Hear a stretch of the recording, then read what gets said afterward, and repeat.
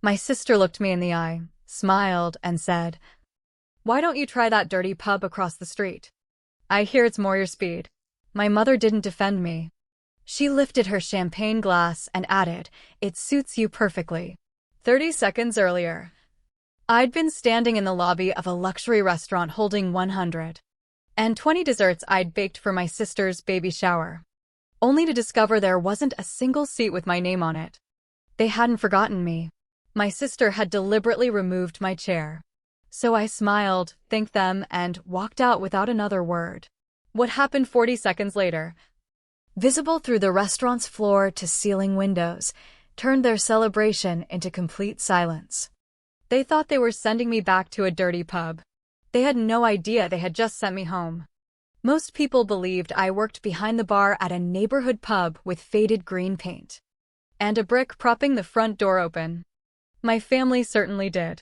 Whenever my mother introduced me, she'd smile politely and tell people I was still in the service industry, trying to find my footing. I stopped correcting her years ago. It wasn't because I was ashamed of what I'd built. It was because I learned early that anything my family didn't understand eventually became something they dismissed. The truth lived across town in a place called the Kettle Black. Every morning before sunrise, I unlocked the kitchen, checked the stock simmering from the night before, and watched my team drift in one by one. They didn't call me Helen. They called me Chef. That title wasn't handed to me. It was earned through years of burned hands, impossible shifts, difficult decisions, and the quiet responsibility of making sure every person who walked through our door left feeling welcome. My father taught me that long before I ever owned a restaurant. He spent most of his life cooking in a roadside diner, and every Sunday he made hand pies in an old cast-iron skillet that survived longer than he did. His rule was simple: nobody leaves my table hungry. After he passed away, that skillet became the only piece of him I managed to save. My mother threw away nearly everything else connected to his life in the kitchen, convinced she was helping us move forward. I rescued the pan from the trash and carried it with me through every city, every tiny apartment, and eventually into the restaurant I would one day own. Years later, that little neighborhood pub became mine. We earned one of the highest honors in the culinary world, yet the certificate never hung in the dining room. I kept it beside the dish pit where only the people who worked for it could see it. My family never knew. They continued believing I simply worked at a bar, and I let them. Then my sister announced she was expecting her first baby. The shower would be held at Meridian, the city's newest luxury restaurant.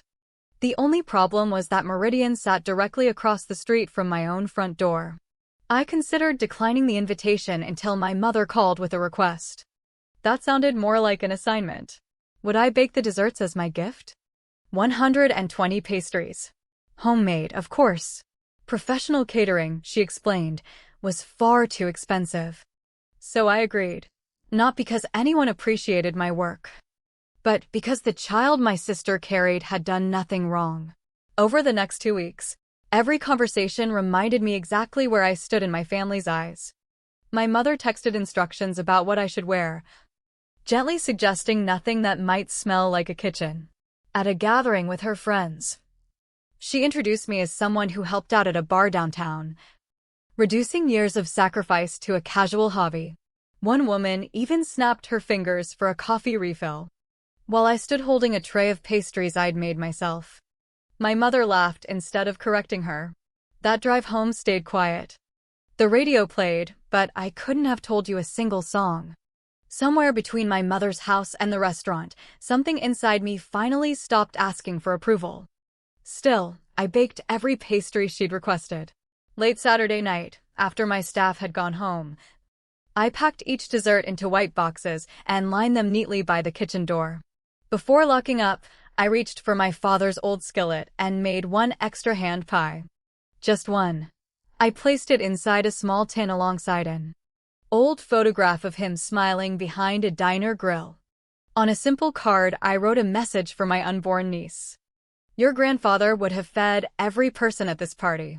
It was the only gift I wanted her to remember. The next morning, I loaded everything onto a rolling cart and crossed the street to the restaurant. I believed the hardest part of the day was already behind me. I was wrong. I crossed the lobby expecting nothing more dramatic than an uncomfortable afternoon. For a brief moment, I even thought I might get through the day unnoticed. That illusion disappeared the instant I reached the seating chart. My name wasn't there. I checked once, then again. 40 names filled the board in elegant calligraphy. Cousins, family friends, business associates, neighbors, even people I barely recognized. Not one chair belonged to me. The hostess looked genuinely confused as she searched her clipboard before quietly apologizing. She insisted there must have been some mistake. There wasn't. My sister answered before anyone else could. She smiled the way people do when they believe the room already belongs to them. The room only seats 40, she said lightly. And honestly, this crowd really isn't your scene. Then she glanced toward the windows facing the street. Why don't you try that dirty pub across the street? I hear it's more your speed. A few guests laughed politely. Then my mother arrived beside her with a champagne flute already in hand. It suits you perfectly. There wasn't any anger in her voice. That somehow made it worse. Behind them stood the dessert display. 120 pastries. My pastries. Perfectly arranged beneath a small printed sign crediting Meridian for the desserts. Not one person questioned it. Not one person asked who had actually spent the previous night baking every tart, pie, and pastry. For several seconds, I simply looked around the room. The flowers. The expensive decorations. The polished marble floors. The smiling guests. Everything appeared flawless. Everyone believed the story unfolding in front of them. I realized something in that moment. I could spend the next 10 minutes arguing. I could announce that I had baked every dessert. I could explain who I really was.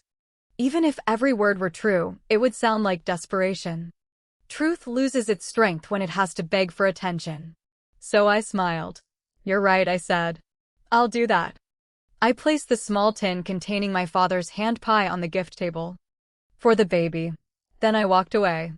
Behind me the party continued exactly as planned.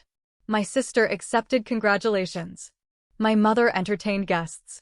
Champagne glasses touched. Laughter returned almost immediately. They believed they had restored the proper order of things. The embarrassing sister had been removed. The celebration could finally begin.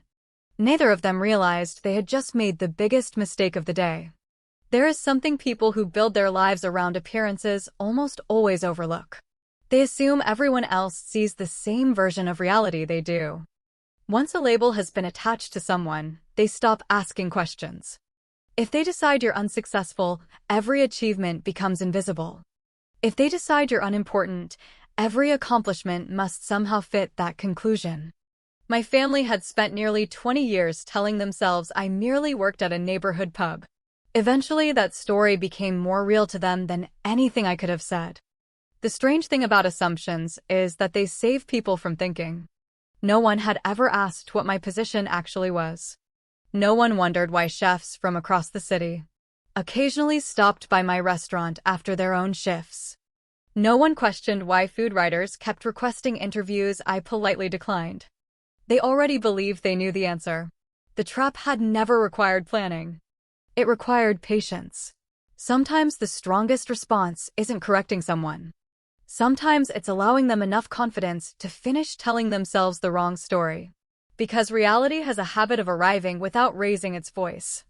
As I stepped out of Meridian and waited for the crosswalk signal, I wasn't thinking about revenge. I wasn't imagining shocked faces or dramatic speeches. I was thinking about something much simpler. For years I had kept hoping that one day my family would finally invite the real me to their table. Standing there between the two buildings, I understood they never could. They had never bothered to learn who I was in the first place. The walk across that street lasted less than a minute. It quietly ended nearly 20 years of waiting. The front door chimed softly as I stepped inside the pub. Before I could take another step, one of the servers looked up from polishing glasses. "Morning, chef." Another voice followed from the dining room. "Chef, table 12 asked if we'd bring back the blackberry tart next weekend." A line cook pushed through the kitchen doors carrying fresh herbs and smiled.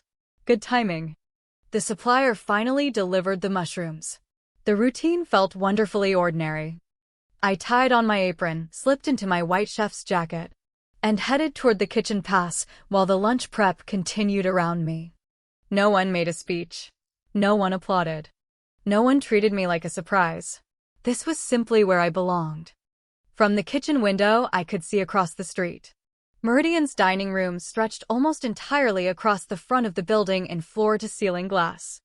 Guests wandered between the gift table and the dessert display, laughing as though nothing unusual had happened. Then something changed. One guest looked toward our restaurant. He frowned. Another followed his gaze. Within seconds, several people were standing near the windows. I watched one of Meridian's managers hurry across the dining room toward the entrance, greeting a visiting food critic who had arrived unexpectedly for lunch. The critic never looked toward Meridian. Instead, he crossed the street and walked straight through our front door. The moment he saw me, he smiled. "Chef," he said warmly. "Congratulations on the star. I finally have time to taste the new seasonal menu." Several guests from the baby shower had been watching through the glass. Confusion spread from one face to another. Then the restaurant manager from Meridian stepped inside. His expression shifted the instant he recognized me. "Chef Helen," he said, extending his hand. "I didn't realize you were coming over today." He spoke loudly enough that people standing near the entrance could hear. "I wanted to personally congratulate you. Your restaurant has been the talk of the city." Across the street, conversations stopped. My sister had turned toward the windows. My mother followed. Even from that distance, I recognized the moment everything connected. The restaurant they had mocked. The dirty pub. The chef everyone respected. The owner. They weren't separate people. They were all me. I didn't wave. I didn't smile. I didn't look back again. The lunch service had already begun. There was work to do. Reality had said everything I never needed to. My phone started vibrating before the first lunch order left the kitchen. I ignored it. By closing time, there were more than 30 missed calls. Most came from my mother. Several were from my sister. The messages changed with each attempt. At first, they insisted there had been a misunderstanding. Then they apologized for how everything looked. Finally, they admitted they wanted to talk. I waited several days before answering. Not because I wanted them to suffer, but because I needed enough distance to have the conversation without reopening old wounds. When we finally met, they looked smaller than I remembered. Not physically. Just quieter. For the first time, neither of them spoke about appearances. They asked questions they had never asked before. How long had I owned the restaurant? Why hadn't I told them? The answer surprised them. I tried, I said gently. You'd already decided who I was. There wasn't much they could say after that. Life moved on. My sister's husband eventually lost the investment opportunity he'd been chasing after. The public embarrassment surrounding the shower damaged several important business relationships. Financial pressure exposed problems that had existed long before that afternoon, and their marriage struggled under the weight of them. My mother gradually stopped measuring people by job titles and dinner invitations because she had learned, painfully, how little those things revealed about someone's character. As for me, the restaurant continued to grow.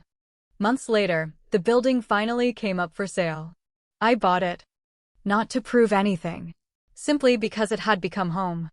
The old cast-iron skillet still hangs in the kitchen where every new cook can see it. Some traditions deserve to outlive the people who started them. My relationship with my family never returned to what it had been. In truth, it couldn't.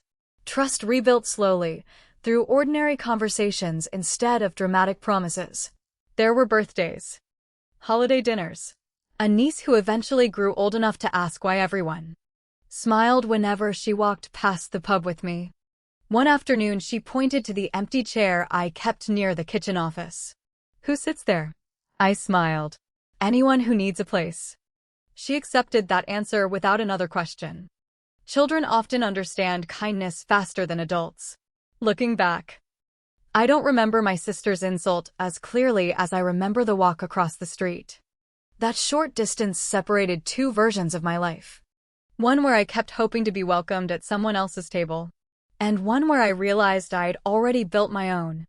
In the end, the greatest victory wasn't watching my family discover the truth. It was finally understanding that my worth had never depended on whether they saw it.